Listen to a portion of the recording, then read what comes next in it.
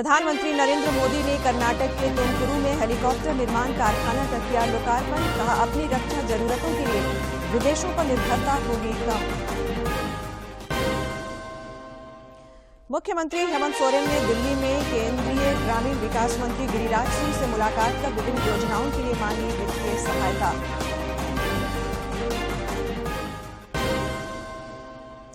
ED ने कैशकांड मामले में विधायक इरफान अंसारी से की घंटों पूछताछ। साहिबगंज के उपायुक्त रामनिवास यादव ने अवैध खनन मामले में रखा पक्ष। और पश्चिमी विक्षोभ के एक बार फिर सक्रिय होने से झारखंड के तापमान में होगी बढ़ोतरी। विक्षोभ का असर खत्म होते ही चलेगी बर्फीली हवा।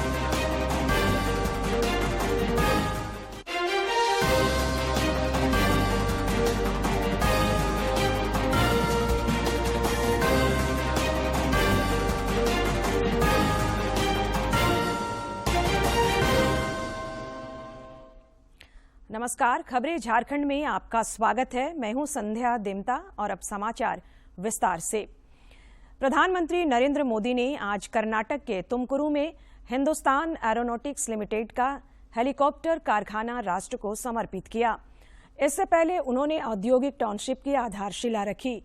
हेलीकॉप्टर कारखाना के उद्घाटन के मौके पर प्रधानमंत्री ने कहा कि इस कारखाना के निर्माण का उद्देश्य अपनी रक्षा जरूरतों के लिए विदेशों पर निर्भरता को कम करना है।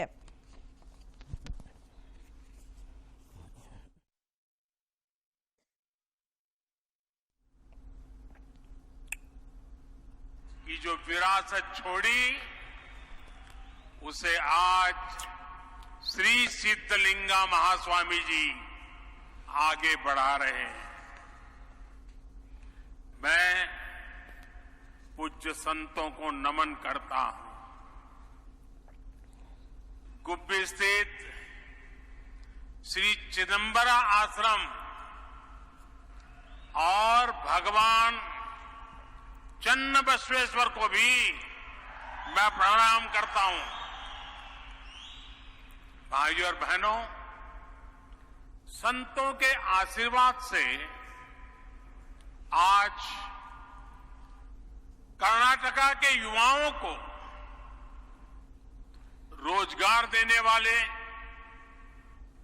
ग्रामीणों और महिलाओं को सुविधा देने वाले, देश की सेना और मेड इन इंडिया को ताकत देने वाले सैकड़ों करोड़ रुपए के प्रोजेक्ट्स का लोकार्पण और शिलान्यास हुआ है। आज देश की एक बहुत बड़ी हेलीकॉप्टर फैक्ट्री तुमकुरू को मिली है।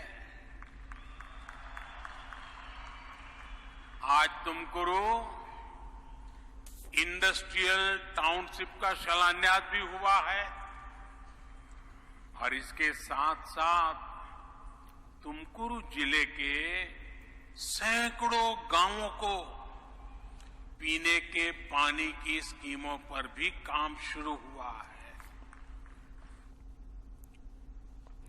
इससे पहले श्री मोदी ने आज बेंगलुरु में इंडिया एनर्जी वीक का उद्घाटन किया।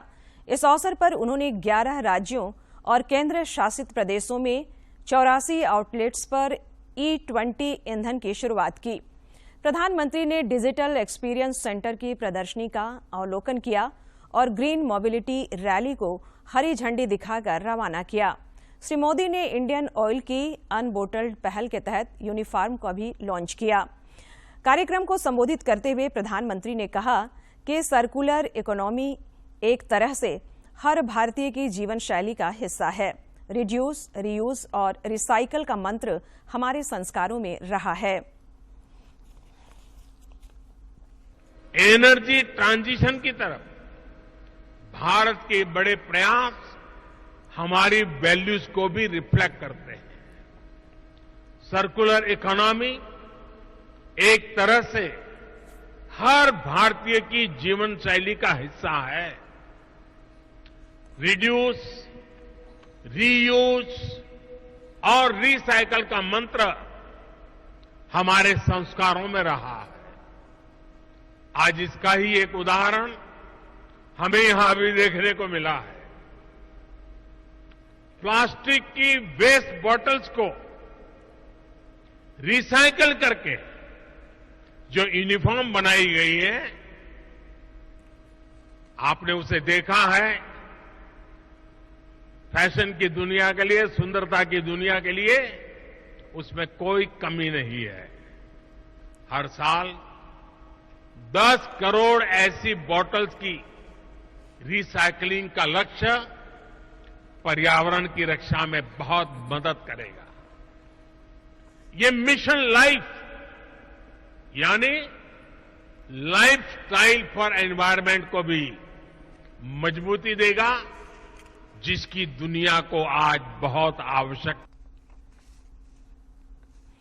संसद के दोनों सदनों की कार्यवाही अडानी समूह के मुद्दे पर विपक्षी दलों के विरोध के कारण पहले 2 बजे तक के लिए, फिर दिन भर के लिए स्थगित कर दी गई। आज सुबह लोकसभा की कार्यवाही शुरू होते ही विपक्षी दल मामले की जांच संयुक्त संसदीय समिति से कराने की मांग करने लगे। हंगामा जारी रहने के कारण सदन की कार्यवाही पहले दोपहर 2 बजे तक के लिए, फिर दिन भर के लिए स्थगित कर दी गई। राज्यसभा में भी ऐसा ही नजारा देखने को मिला।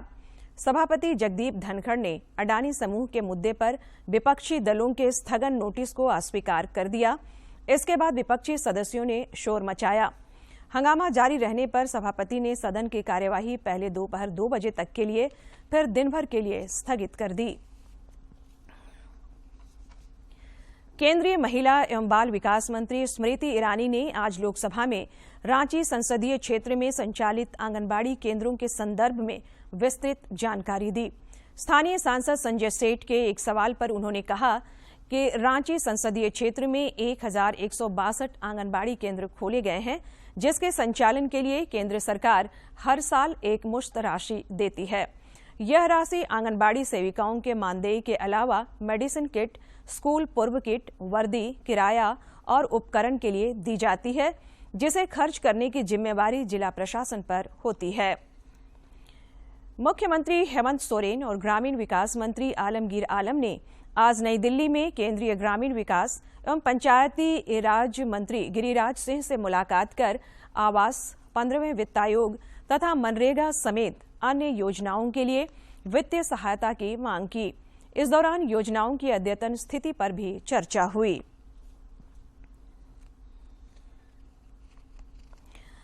कोडरमा थर्मल पावर प्लांट में 10 मेगावाट के सोलर प्लांट का निर्माण शुरू हो गया है। इस सोलर पावर प्लांट से जून महीने तक विद्युत उत्पादन का लक्ष्य रखा गया है। पिछले साल नवंबर माह में डीवीसी के चेयरमैन राम नरेश सिंह ने 10 मेगावाट के ग्राउंड माउंटेन सोलर प्लांट का शिलान्यास किया था। इस सोलर प्लांट का निर्माण 60 एकड़ भूमि में किया जा रहा है। विद्युत नगरी के रूप में पूरे देश में स्थापित करना है, जिसके लिए हम लोगों ने प्लान किया है कि 800 मेगावाट का 2 यूनिट बहुत ही जल्द यहां से उसका निर्माण कार्य शुरू होगा, जिसके चलते ये डीवीसी का सबसे बड़ा पावर प्लांट बन जाएगा। और कोडरमा जो पहले अबड़क के लिए जाना जाता था, मेगा माइंस के लिए जाना जाता था, अब विद्युत नगरी के रूप में ये जाना जाएगा। रामगढ़ विधानसभा उपचुनाव के लिए आज 6 लोगों ने पर्चा दाखिल किया। इसके साथ पर्चा दाखिल करने वालों की संख्या 14 हो गई है। एनडीए समर्थित आजसू पार्टी की उम्मीदवार सुनीता चौधरी पर्चा दाखिल कर चुकी है, जबकि यूपीए समर्थित कांग्रेस प्रत्याशी पूर्व विधायक ममता देवी के पति बजरंग महतो को अभी पर्चा भरना है। चुनाव आयोग द्वारा जारी अधिसूचना के अनुसार कल नामांकन की आखिरी तारीख है, जबकि 8 फरवरी को नामांकन पत्रों की जांच की जाएगी और 10 फरवरी तक प्रत्याशी अपना नाम वापस ले सकते हैं। प्रदेश कांग्रेस ने आज अडानी मामले की संसदीय समिति से जांच कराने सहित अन्य मांगों को लेकर रांची के कचहरी चौक स्थित एसबीआई और हिनो स्थित एलआईसी कार्यालय के समक्ष प्रदर्शन किया। इस प्रदर्शन में प्रदेश अध्यक्ष राजेश ठाकुर, बंधु तिर्की और सुबोध कांत सहाय सहित कई कांग्रेस जन उपस्थित रहे।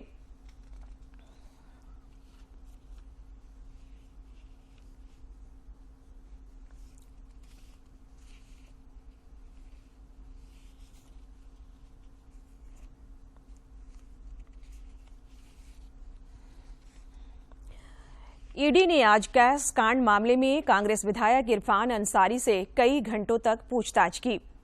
हालांकि ईडी कार्यालय में पूछताछ के लिए पहुंचे श्री अंसारी ने पत्रकारों के सवाल पर अपने ऊपर लगे आरोप को बेबुनियाद बताया। उधर अवैध खनन मामले में साहिबगंज के उपायुक्त रामनिवास यादव से भी ईडी ने दूसरी बार पूछताछ की। इधर मनी लॉन्ड्रिंग में जेल में बंद निलंबित आईएएस पूजा सिंघल को जमानत के लिए फिलहाल और इंतजार करना होगा। उनकी जमानत याचिका पर आज सुप्रीम कोर्ट में हुई सुनवाई के दौरान ईडी ने कुछ दस्तावेजों के सत्यापन के लिए कुछ समय मांगा है। सुप्रीम कोर्ट ने उनकी याचिका पर सुनवाई के लिए अगली तिथि 10 फरवरी निर्धारित की है। जमशेदपुर पुलिस ने बर्मा माइंस गोलीकांड के 3 अभियुक्तों को ओडिशा से गिरफ्तार किया है। इनके पास से देशी पिस्टल और गोली भी बरामद किया गया है। नगर पुलिस अधीक्षक विजय शंकर ने बताया कि पिछले दिनों जमशेदपुर में रेलवे की ठेकेदारी को लेकर गोलीबारी हुई थी, जिसमें ठेकेदार भोला पांडे की हत्या कर दी गई थी। बर्मा माइंस में 93/22 एक कांड दर्ज हुआ था, जिसमें भोला पांडे पर गोली चली थी। तो इसमें अजीत गुप्ता, पवन मंडल और आयुष दास करके 3 लोग थे जो फरारी काट रहे थे तब से। तो इन लोगों को बर्मा माइंस थाने के द्वारा बहुत अच्छा काम किया गया है। एएसपी साहब के नेतृत्व में काम करते हुए वहाँ पे 3 लोगों को उड़ीसा से गिरफ्तार किया गया है, बारी रामचंद्रपुर थाने से। तो ये लोग तब से छुपे हुए थे। इनको पकड़ने के बाद इनके निशानदेही पे एक देसी पिस्टल और 2 जिंदा कारतूस बरामद हुआ है। पश्चिमी सिंहभूम की चक्रधरपुर पुलिस ने पीएलएफआई के 2 नक्सलियों को गिरफ्तार किया है। थाना प्रभारी ने बताया कि पिछले 17 जनवरी को बंदगांव थाना के करिका गांव में हुई गोलीकांड में संलिप्त निरल पूर्ति को गड्डीगदा से गिरफ्तार किया गया है। वहीं एक अन्य कांड के अभियुक्त नक्सली बिरसा पूर्ति की भी गिरफ्तारी हुई है। रांची के पंडरा बाजार समिति में आज हुई व्यवसायियों की बैठक में राज्य सरकार से 2% कृषि बाजार टैक्स वापस लेने की मांग की गई। इससे पहले व्यवसायियों ने इस बिल के विरोध में प्रदर्शन किया। व्यापारियों ने कहा कि इस टैक्स से खाद्य वस्तुओं की कीमतें बढ़ेंगी। 15 मई तक कृषि बाजार टैक्स विधेयक वापस नहीं लेने पर व्यवसायियों ने आंदोलन की चेतावनी दी है। हजारीबाग जिले में जल जीवन मिशन के तहत अभी तक 25.53% घरों में नलों से जलापूर्ति की जा रही है। उपायुक्त नैन्सी सहाय की अध्यक्षता में आज जिला जल एवं स्वच्छता समिति की हुई बैठक में जल जीवन मिशन एवं स्वच्छ भारत मिशन की समीक्षा की गई। चाईबासा शहरी क्षेत्र में बायोफ्लॉक और तोरलो डैम में केज विधि से मछली पालन की शुरुआत हुई है, जो पश्चिमी सिंहभूम जिले में पलायन को रोकने में मददगार साबित हो सकता है। पश्चिमी सिंहभूम जिले में मछली पालन को बढ़ावा देने के उद्देश्य से पिछले कुछ महीनों से काफी कोशिशें की जा रही थी। इसी कड़ी में चाईबासा शहरी क्षेत्र में बायोफ्लॉक विधि से मछली पालन की शुरुआत की गई है। साथ ही साथ मंझारी प्रखंड के तोरलो डैम में केज विधि से मछली पालन आरंभ किया गया है। जिले के उपायुक्त अनन्य मित्तल ने कहा कि इस काम से अधिकाधिक लोगों को जोड़ने का प्रयास होगा। आमदनी को इसलिए पलायन में बहुत अच्छा एक साबित होने वाला है, और खासकर जो शिक्षित बेरोजगार जो इधर उधर भटक रहे हैं, जिनके पास थोड़ी बहुत भी जगह है, इस टेक्नोलॉजी को जरूर अडॉप्ट करें। जिला मत्स्य पदाधिकारी रंजन जयंत रंजन ने बताया कि नई तकनीक के जरिए मछली पालन करने से मत्स्य पालकों की आमदनी में अप्रत्याशित वृद्धि हो सकती है। ये आशा करते हैं कि जो भी लोग अपने रोजगार को बढ़ाना चाहते हैं, लाइवलीहुड को बढ़ाना चाहते हैं, वो लोग इस टेक्नोलॉजी का फायदा उठा सकते। इसमें कोई संदेह नहीं कि बेरोजगारी की समस्या से निजात पाने एवं पलायन को रोकने की दिशा में मछली पालन मददगार साबित हो सकता है। आवश्यकता है इसमें लोग रुचि दिखाएं और सरकारी योजनाओं का लाभ उठाएं। चाईबासा से दिलीप बैनर्जी की रिपोर्ट। कोडरमा के विकास पाटनी को डाक टिकट संग्रह के कारण खास पहचान मिल रही है। इनके पास 8000 टिकटों का संग्रह है। 7-7 रुपयों और सिक्कों का दुर्लभ कलेक्शन भी है। 5वीं क्लास से ही वे डाक टिकटों के संग्रह में जुटे हैं।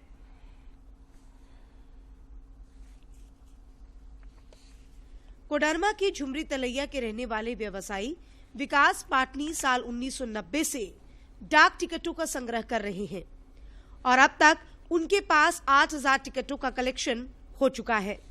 इसके अलावे विकास के पास दुर्लभ नोट और सिक्कों का भी संग्रह मौजूद है।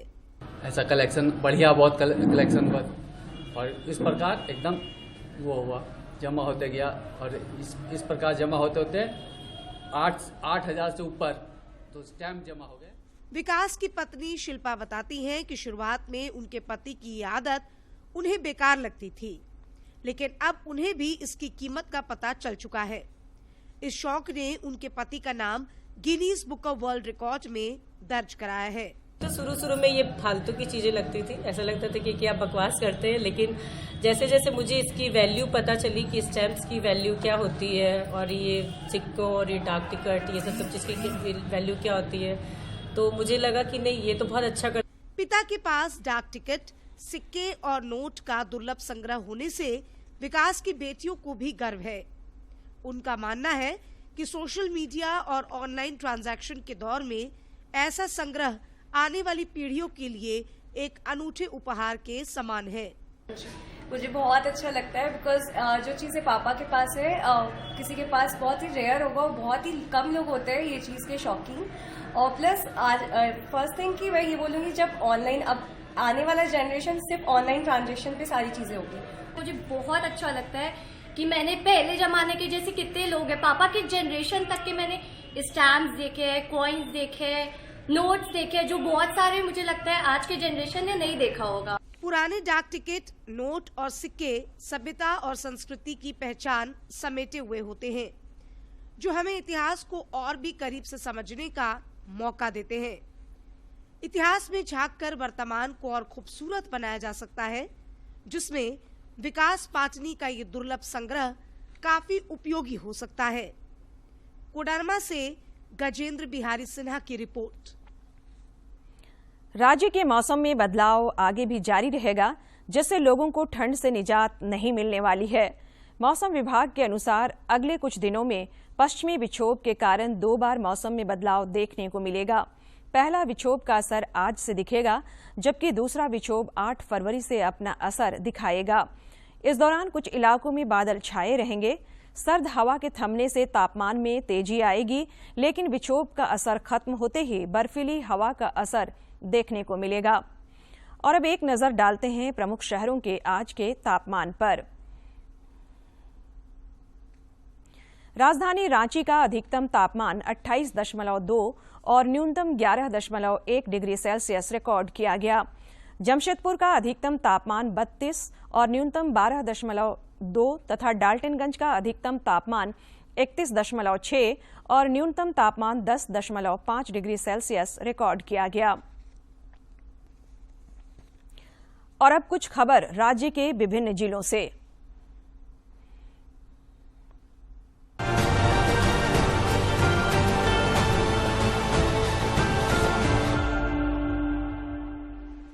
रांची नगर निगम की मेयर आशा लकड़ा को अपमानित करने के मामले में राष्ट्रीय अनुसूचित जनजाति आयोग ने मुख्य सचिव को हाई पावर कमेटी का गठन कर इसकी जांच कराने का निर्देश दिया है। साथ ही नगर विकास एवं आवास विभाग के सचिव को 25 से 27 मार्च 2021 और 30 सितंबर को रांची नगर निगम बोर्ड की हुई बैठक से संबंधित फाइल के साथ आयोग की अगली बैठक में उपस्थित होने को कहा है।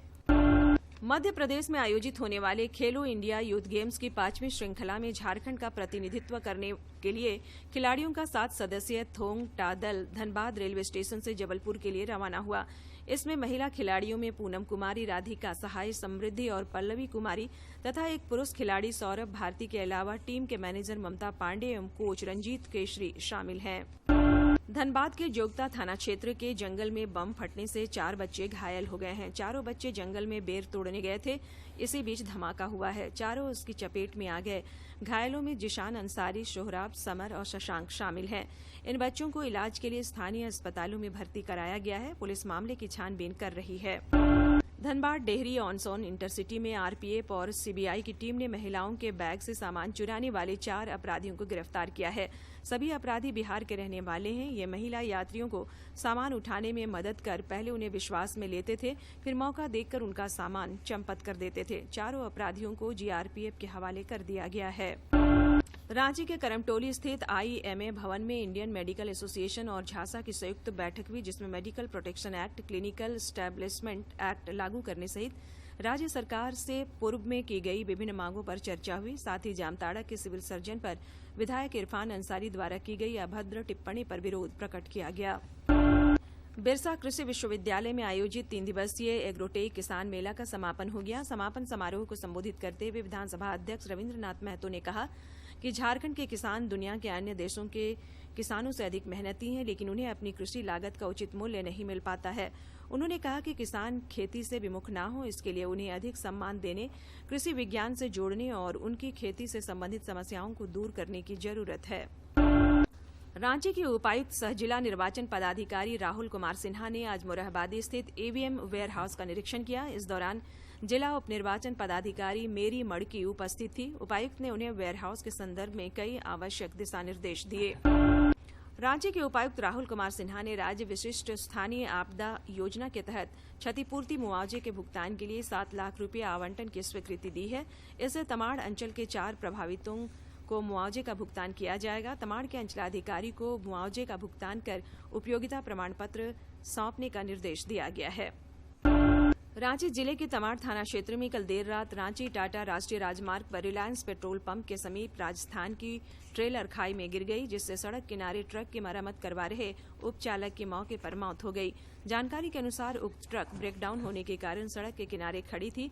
ट्रेलर चालक ने खड़ी ट्रक को बचाने के क्रम में रेलिंग तोड़ते हुए खाई में पलट गई।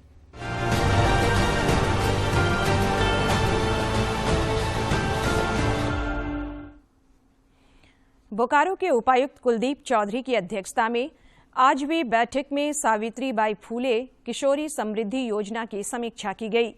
जिले में इस योजना से 52,060 छात्रों को जोड़ने का लक्ष्य रखा गया है। उपायुक्त ने लक्ष्य की प्राप्ति के लिए अधिकारियों को समयबद्ध काम करने का निर्देश दिया। खूंटी के उपायुक्त ने आज जिले में स्वास्थ्य व्यवस्था को सुदृढ़ करने के लिए BLS एम्बुलेंस की शुरुआत की। इसके अलावा उन्होंने सदर अस्पताल में सेंट्रलाइज्ड पैथ लैब का भी उद्घाटन किया।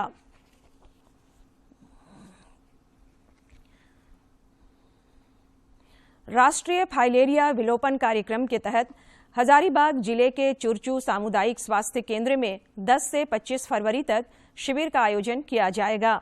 इस शिविर को सफल बनाने के लिए आज सिविल सर्जन की अध्यक्षता में जिला समन्वय समिति की बैठक हुई, जिसमें विभिन्न विभागों के पदाधिकारियों के अलावा स्वयंसेवी संगठनों के प्रतिनिधियों ने हिस्सा लिया। All India Civil Services Badminton Tournament AICS में 55+ आयु वर्ग के एकल स्पर्धा में झारखंड टीम की ओर से संजय कुमार शर्मा ने कांस्य पदक जीतकर राज्य का मान बढ़ाया है।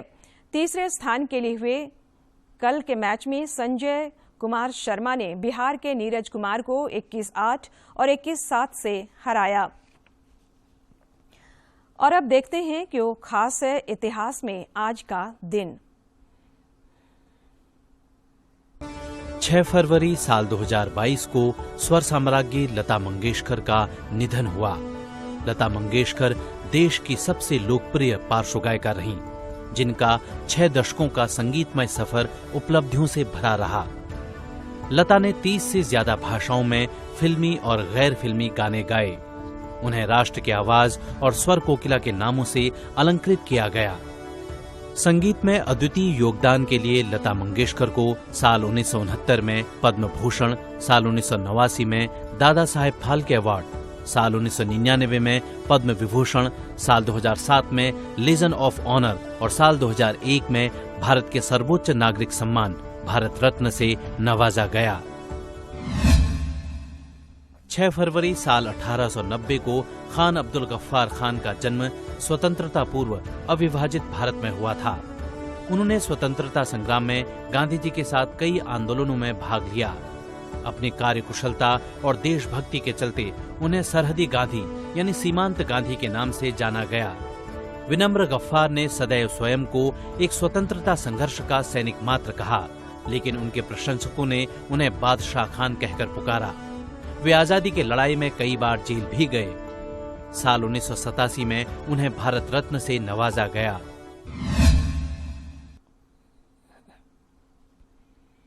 बच्चों की रोग प्रतिरोधक क्षमता कम होती है, इसलिए सर्दियों में मौसम का असर बच्चों पर तुरंत होने की संभावना भी अधिक रहती है। सर्दियों में बच्चों को बीमारियों से बचाने के लिए क्या करना होगा, आइए जानते हैं।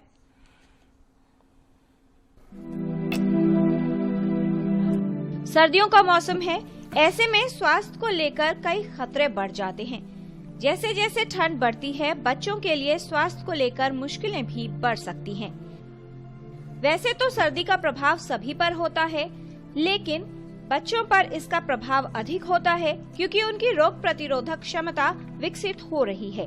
6 महीने तक के बच्चों पर सर्दी के मौसम का अधिक प्रभाव हो सकता है क्योंकि पहली बार वो सर्दी का सामना कर रहे होते हैं, इसलिए उनका अधिक ख्याल रखने की आवश्यकता है।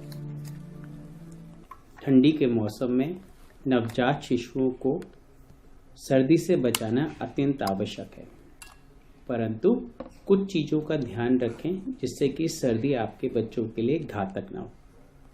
जैसे कि नंबर 1, बच्चों को लूज क्लोथ्स पहनाएं, गर्म कपड़े पहनाएं।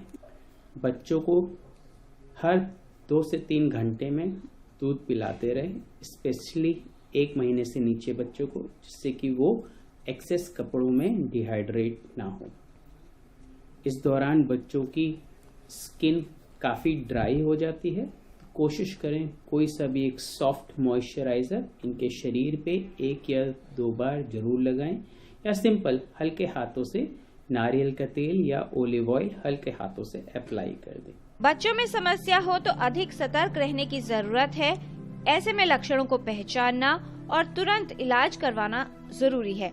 लापरवाही करना स्थिति की गंभीरता बढ़ा सकता है। बच्चों को सर्दी के मौसम में सुरक्षित रखें, साथ ही संक्रमण न हो इसके लिए साफ सफाई का विशेष ध्यान देना जरूरी है। किरण भारद्वाज, डीडी न्यूज।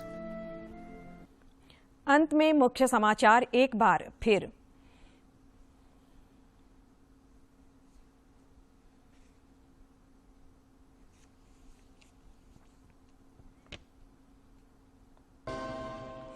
प्रधानमंत्री नरेंद्र मोदी ने कर्नाटक के तुमकुरू में हेलीकॉप्टर निर्माण कारखाना का किया लोकार्पण। कहा, अपनी रक्षा जरूरतों के लिए विदेशों पर निर्भरता होगी कम। मुख्यमंत्री हेमंत सोरेन ने दिल्ली में केंद्रीय ग्रामीण विकास मंत्री गिरिराज सिंह से मुलाकात कर विभिन्न योजनाओं के लिए मांगी वित्तीय सहायता।